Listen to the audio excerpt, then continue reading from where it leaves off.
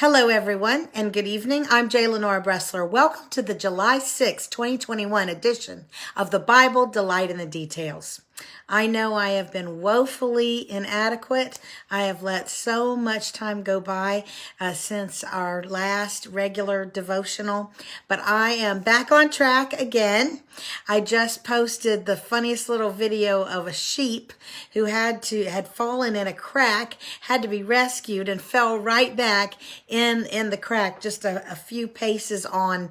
And I thought to myself, that is me. That is me, because I've said before, well, I haven't been good about my daily devotionals with you all, but I'm back. But I will probably fall in the crack again, but I am back. So I have been teaching in my adult Sunday school class for the last several weeks on Job.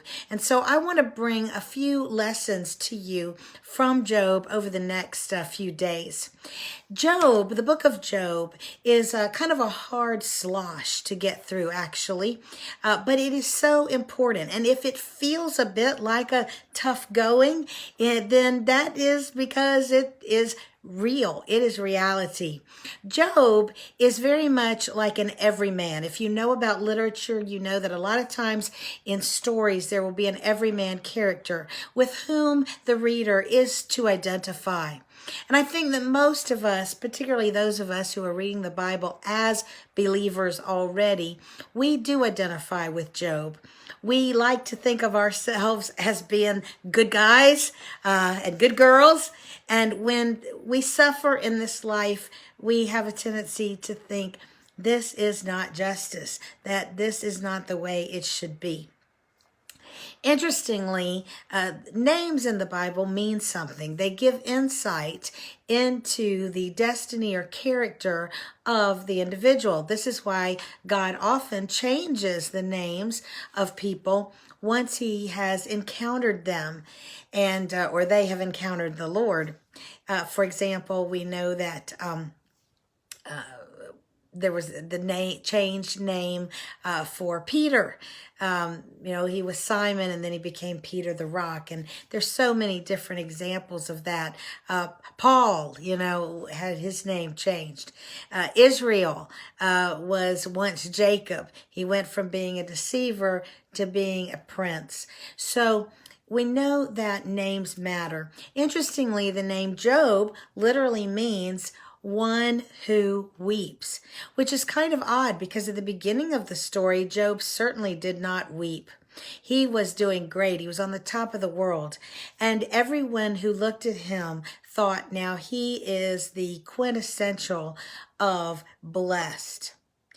It's interesting that as he wrestles, as so many of us do in life, with the question of why do bad things seem to happen to allegedly good people, his name has never changed. Why is it? Why is that? I believe it's because Job allows us to recognize that part of the everyman experience, even the everyman of believers, is to weep. There is going to be times where weeping and working out the why, asking why, is part of the human condition. Even Jesus himself, it says in the Bible, Jesus wept. The shortest verse in the Bible tells you a lot about the humanity of Christ. He also experienced that humanity. If it seems like a hard book to read through, I think that is deliberate because it's a very real situation.